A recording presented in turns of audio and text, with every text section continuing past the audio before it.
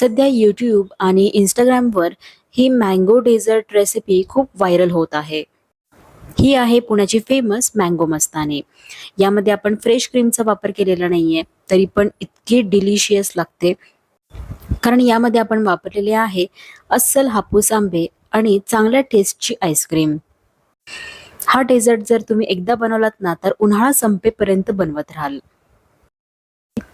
खूपच सोपी रेसिपी आहे. तर चला मग रेसिपीला सुरुवात करूयात. नमस्कार, मी आहे ऋतुजा आणि मराठी रेसिपीज विथ ऋतुजामध्ये तुमचं स्वागत आहे. आता इथे मी काही हापूस आंबे घेणार आहे. तर साधारण 3 मोठ्या आकाराचे हापूस आंबे मी स्वच्छ धुवून घेतलेत.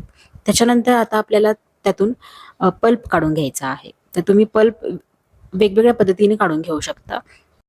हापूस आंबे ना चवीला खूप गोड असतात, त्यामुळे तुम्हाला यामध्ये जास्त साखर टाकण्याची गरज लागणार नाही. पण जर आंबे आंबट असतील तर यामध्ये साखरेचं प्रमाण थोडंसं जास्त ठेवा. आता इथे मी 3 आंब्याचा गर काढून घेतलाय. तो आपण मिक्सरच्या जारमध्ये घालतोय.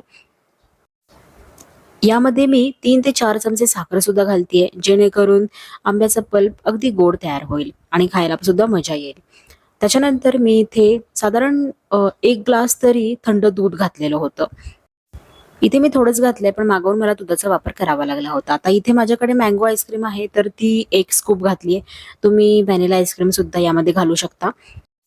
छान स्मूथ असं ब्लेंड करून झालं की कन्सिस्टन्सी बघा, थोडीशी लिक्विडी ठेवलेली आहे. त्याच्यानंतर एका भांड्यामध्ये काढून मी थंड करत ठेवलंय. एकदम क्रीमी टेक्स्चर आलेलं आहे. यामध्ये गुठळ्या नाही आहेत. आता वरून सर्व्ह करताना पहिल्यांदा व्हॅनिला आईस्क्रीमचे 2-3 स्कूप आपल्याला यावरती ठेवायचे आहेत. त्याच्यानंतर तुम्हाला आवडतील ते ड्रायफ्रुट्स टाकू शकता. मी इथे फक्त बदाम आणि काजूचा उपयोग केलेला आहे.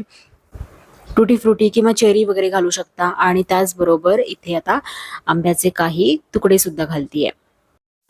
तर एकदम सोप्या पद्धतीने डिलिशियस मँगो डेझर्ट तयार आहे. तर तुम्ही हे थंड करूनच खावा, कारण थंड करून खाण्यातच खूप मजा येते. आणखीन रिच टेस्ट हवी असेल तर थोडीशी फ्रेश क्रीम तुम्ही वरून घालू शकता. फ्रेश मँगोज, चिल्ड दूध आणि व्हॅनिला आईस्क्रीम वरून टॉपिंग्स, भन्नाट कॉम्बिनेशन सगळ्यांनाच आवडेल. घरी काही छोटी-मोठी पार्टी असेल तर तेव्हा असं डेझर्ट तयार करून ठेवा आणि पाहुणे आल्यानंतर त्यांना सर्व्ह करा. सगळ्यांना खूपच आवडणार आहे. सगळे आणखीन मागून-मागून खातील. इतकं टेस्टी लागतं हे. खाताना तुम्ही स्वतःला थांबवणार नाही, ही गॅरंटी आहे. तर नक्की करून बघावी अशी ही रेसिपी आहे.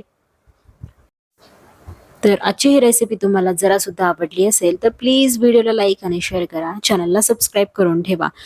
तर भेटूयात आपण नवीन अशाच वेगवेगळ्या रेसिपींसोबत. तोपर्यंत मस्त राहा आणि काळजी घ्या.